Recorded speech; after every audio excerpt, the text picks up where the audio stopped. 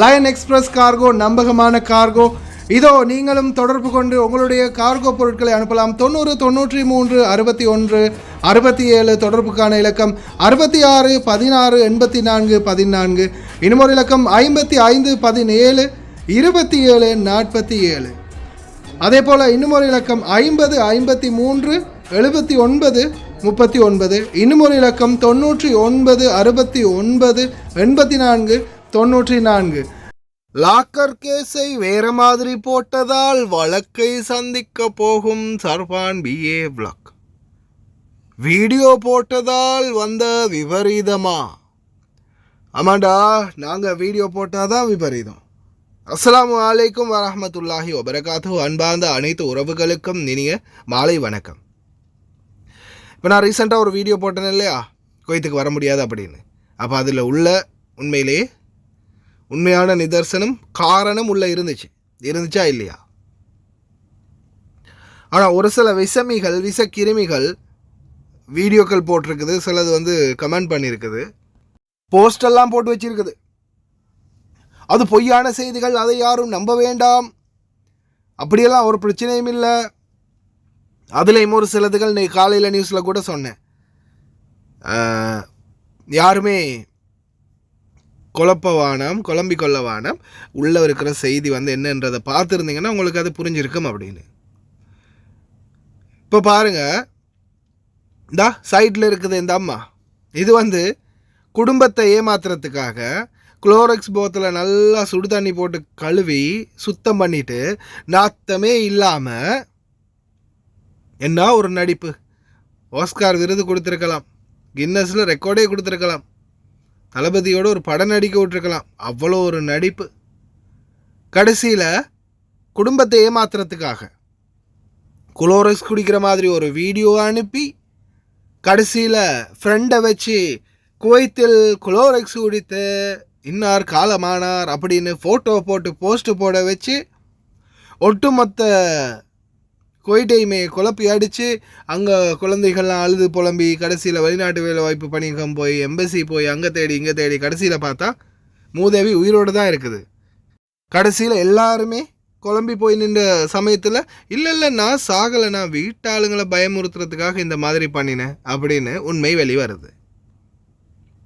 இதெல்லாம் சூப்பர், இதெல்லாம் அடிப்பாவி இப்படியா பண்ணிட்டு அப்படின்னு காமெடியாக சிரிச்சிட்டு போயிடுவாங்க.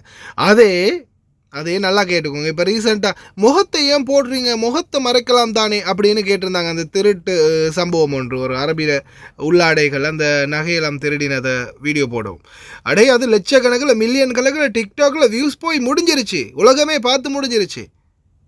முழுசாக நனைஞ்ச பிறகு மொக்காடு எதுக்கு? அப்படி நான் அந்த வீடியோ போட்டதுக்கு ஒரு சிலர் சொல்லியிருந்தாங்க, சரியா முகத்தை மறைச்சி போட்டுக்கலாமே அப்படின்னு.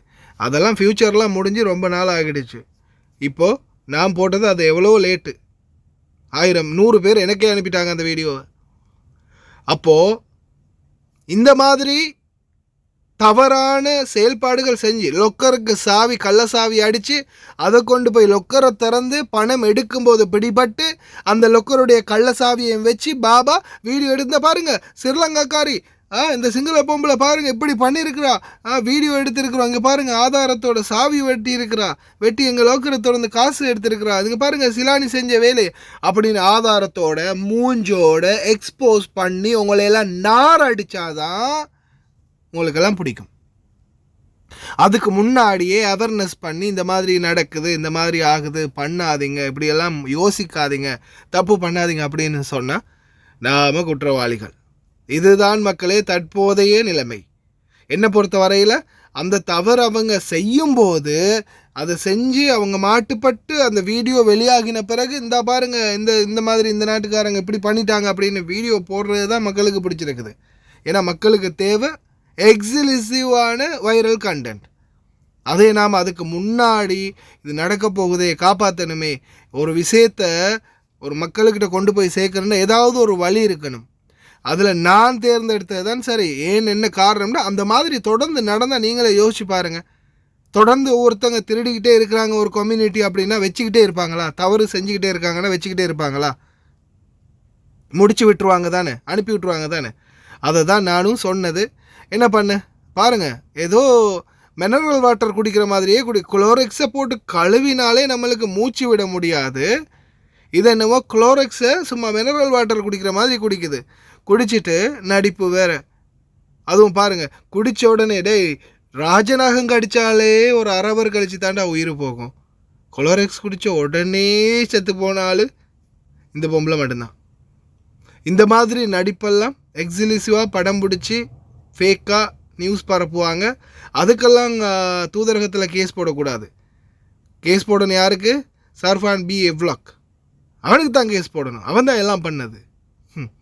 நடிகை திலகத்துடைய வீடியோவையும் பாருங்கள் கடைசி வரைக்கும், அவங்களுடைய கருத்துக்களையும் தெரிவிங்க. ගම ගල කට්ටියන් සාන්ත ලොක්කොම එක පැත්තක් කියලා කමන්නේ. මං ඒ හැම දෙයක්ම මේව කරගෙන මං රට ආවේ මගේ ජීවිතය ගැන හිතලා, එයාගේ මගේ ජීවිතය ගැන හිතලා. එයාද මට මෙහෙම කරාට කමන්නේ. මං හිතුවේ නෑ එහෙම කරයි කියලා. මගේ දරුවට අම්මට දුවෙක් නැති කරන එක විතරයි එයා කරන්නේ. වෙන කිසි දෙයක් නෑ. එයාට සතුටින් ඉන්න දීලා තමයි අද මම මෙච්චර මං ආගේ දිපාකට යන්නේ. ඇස් දෙකක් අරගෙන නෙමෙයි. අම්මට දුක් වෙන දෙයක් නෑ. මගේ දරුවා හොඳට බලා ගන්න කියන්න. එච්චරයි. මං කරපු දෙයක් නෑ. එයාද මට මෙහෙම කරාට මං කිසි දෙයක් එයාට කරලා නෑ. එයා ඒ වුණ වැරද්දම කරේ. මං එයාට මොනවද කරලා තියෙන්නේ කියන එක එයාගෙන් අහන්න. මං කිසි දෙයක් එයාට කරලා නෑ චූටි අම්මේ. මං කරලා නෑ එයාට වැරදක්.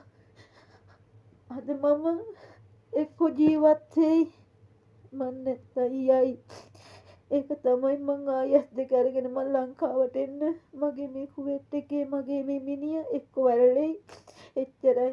අම්මට කියන්න දරුවා හොඳින් බලා ගන්න කියලා. දරුවා කොහෙවත් යවන්න එපා. එච්චරයි. දරුවට සලකන්න කියන්න. දරුවා මන් නැත්තම් දරුවගේ අනාගතය ගැන බලන්න කියන්න. මන් නැති වුණාට කමන්නේ. මන් නැති වුණොත් මගේ ජීවිතේට වගකීම් කවුද කියන එක අම්මලා හැමෝම දන්නවනේ. එච්චරයි. එයාට අවශ්‍ය ලියකියවිලි දීලා තියෙනවා නම් එච්චරයි. එයා මට කරපු අන්තිමට තමයි මේ ඇවිල්ලා වෙන මොකුත් කරලා නැහැ චූටි අම්මේ. මට එච්චරයි මට කියන්න තියෙන්නේ. මට කිසි දෙයක් එයා කරලා නැහැ. මම මොනවද මගේ හැම දෙයක් කරා විසක් ඇති කරේ නෑ. එයා මට නැති කරලා ගියා විසක්. අන්තිමට මගේ දරුවත් අම්මයි ඔක්කොම.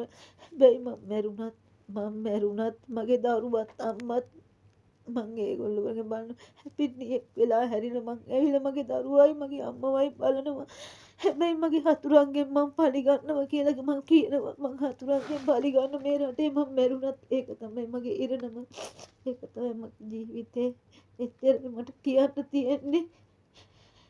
අද එයාත් මට හතුරෙක් වුණා. එයාලගේ අම්මලා පැත්තකට කමන්නේ. අද එයාලගේ අක්කලා මගේ අම්මට බැන්නා.